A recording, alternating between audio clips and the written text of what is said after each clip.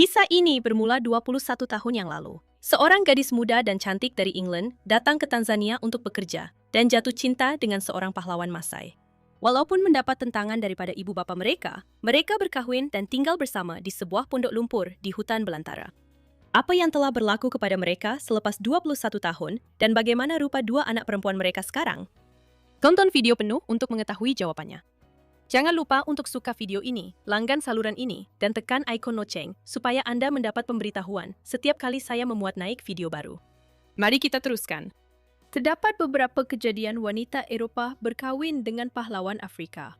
Salah satu case yang paling terkenal ialah Corinne Hoffman, seorang wanita Swiss yang berkahwin dengan seorang pahlawan Samburu pada tahun 1988. Dia meninggalkan kehidupan selesanya demi mengejar cinta. Mereka tinggal bersama di sebuah pondok sederhana yang dibina daripada tahi haiwan dan mempunyai seorang anak perempuan. Namun, hubungan mereka akhirnya berakhir dan mereka berpisah beberapa tahun kemudian. Walaupun begitu, Corinne masih kerap melawat bekas suaminya dan mereka nampaknya mengekalkan hubungan yang baik. Anak perempuan mereka kini berumur 35 tahun. Contoh lain ialah Stephanie Fuchs, seorang wanita Jerman yang berkahwin dengan seorang pahlawan Masai pada tahun 2011. Stephanie jatuh cinta dengan suaminya semasa menjadi sukarelawan di Tanzania. Pasangan itu menyambut kelahiran seorang anak lelaki pada tahun 2016. Mereka telah bersama hampir 12 tahun dan kelihatan sangat bahagia. Anak lelaki mereka kini berumur 8 tahun. Namun, tidak semua hubungan seperti itu berakhir dengan bahagia. Gemma Burford dilahirkan pada tahun 1978 di Southampton, England. Ibunya, Sue Clayton, bekerja di perpustakaan manakala bapaknya, Peter Burford, merupakan seorang akuntan. Gemma sentiasa cemerlang dalam pelajarannya, yang membolehkannya mendapat tempat di University Oxford pada usia hanya 17 tahun. Semasa tahun akhir beliau mengikuti ijazah dalam bidang biokimia, beliau mengambil cuti singkat ke Tanzania selama seminggu untuk menyertai festival kebudayaan. Di sanalah beliau mula menaruh kasih yang mendalam terhadap negara itu. Selepas itu, beliau terlibat dengan sebuah badan amal bernama House of Peace yang didedikasikan untuk memelihara dan mempromosikan budaya tradisional Afrika. Pada temple inilah beliau bertemu dengan Lesikar, bakal suaminya. Kami tidak begitu memahami satu sama lain pada mulanya, kerana saya tidak tahu bahasa Swahili dan Lesikar pula tidak faham bahasa Inggris. Kami oke apabila ada juru bahasa, kata Gemma. Walaupun begitu, mereka tertarik antara satu sama lain hampir serta-merta.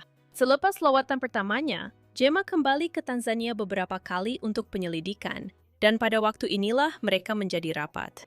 Namun, kedua-duanya tidak pernah secara terbuka mengakui perasaan mereka.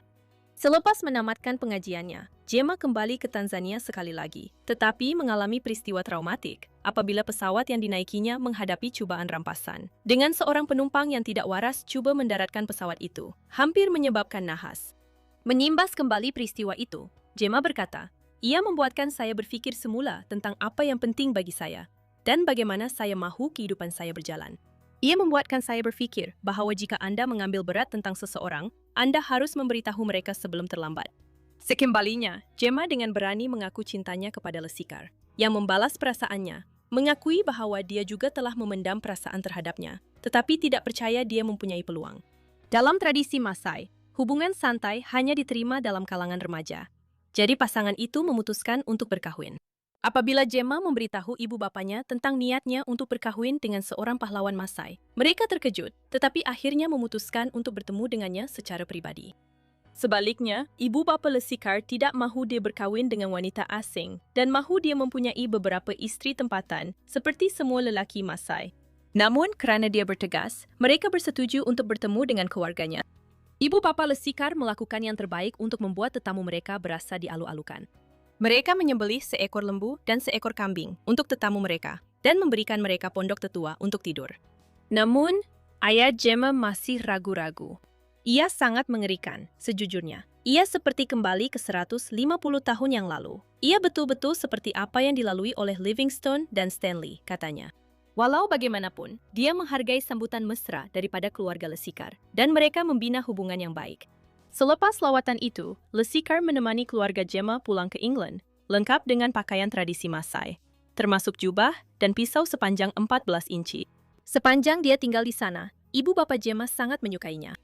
Tanggapan positif inilah yang membuatkan mereka menerima Lesikar sebagai suami kepada anak perempuan mereka. Majlis perkawinan berlangsung pada Januari 2003 di sebuah luai, dihadiri oleh keluarga Gemma dan 500 orang Masai. Sebahagian daripada mereka datang sejauh 50 batu dari Kenya yang berdekatan. Gemma memakai gaun pengantin yang diperbuat daripada kulit lembu bertatah manik, manakala Lesikar mengenakan busana tradisional Masai. Sebagai hadiah perkawinan, pasangan itu menerima 6 ekor kambing, 4 ekor lembu, dan seekor keldai. Gemma kelihatan sangat bahagia pada hari perkahwinannya, meluahkan kegembiraannya kerana dapat berkahwin dengan lelaki yang dicintainya. Disinilah saya mahu berada. Inilah lelaki yang saya mahu hidup bersama. Ini adalah keputusan yang tepat, tegasnya. Pasangan itu juga mengadakan majlis perkawinan kecil di England. Selepas perkawinan mereka menetap di sebuah kampung berhampiran dengan ibu bapa Lesikar, di mana kemudahan asas seperti pembetungan, air paip, dan elektrik tidak ada. Menyesuaikan diri dengan kehidupan di kampung suku kaum merupakan cabaran besar bagi Gemma.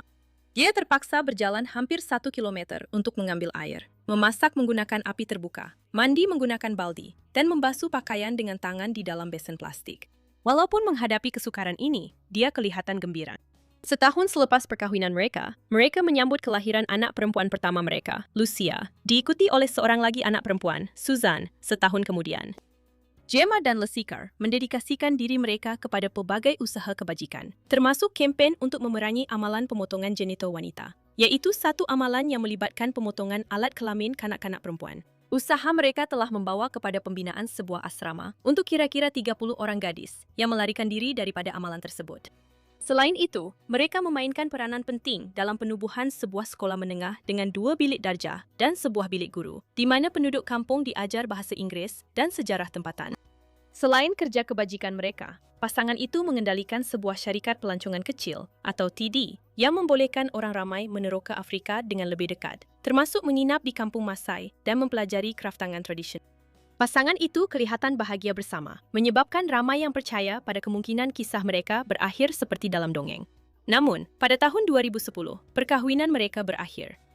Punca sebenar perceraian mereka masih tidak diketahui, tetapi spekulasi menunjukkan bahawa Lesikar mungkin ingin mengambil isteri kedua, satu amalan biasa dalam kalangan lelaki Masai, yang Gemma tidak sanggup terima. Dalam satu catatan blog pada tahun 2017, Gemma menyebut bahawa Lesikar telah meneruskan hidup dan mempunyai lebih ramai anak dengan isteri-isteri lain, walaupun dia masih belum menyamai rekod bapanya. Selepas perceraian itu, Gemma pulang ke UK bersama 2 orang anak perempuannya, dan mereka masih berhubung dengan ayah mereka. Tetapi sejak itu, tidak banyak berita tentang Gemma. Anak perempuannya, Lucia, kini berumur 21 tahun. Dia seorang pereka grafik dan juru gambar. Sama seperti ibunya, dia suka menjadi sukarelawan dan membantu orang lain. Ia juga merupakan pengarah Elevate Young Minds, sebuah organisasi belia yang berusaha mencari penyelesaian kepada masalah tempatan dan global. Lucia pasti akan menjadi seorang wanita yang berjaya. Susan, adik perempuannya, berumur 20 tahun, tetapi kami tidak tahu banyak tentang kehidupannya. Ia adalah cinta gila antara 2 orang dari dunia yang berbeza. Gemma dan Lesikar mungkin boleh bahagia, tetapi mungkin jurang antara dunia mereka terlalu besar. Apa pendapat anda tentang punca sebenar perceraian mereka? Kongsi pendapat anda di ruangan komen. Itu sahaja. Jika anda menikmati video ini dan mahukan lebih banyak kandungan seperti ini, pastikan anda tinggalkan tanda suka di bawah sebagai tanda penghargaan. Dan jika anda belum melakukannya, anda memang patut melanggan saluran saya dan tekan ikon loceng supaya anda akan diberitahu setiap kali saya memuat naik video baru setiap minggu. Sampai jumpa dalam video seterusnya.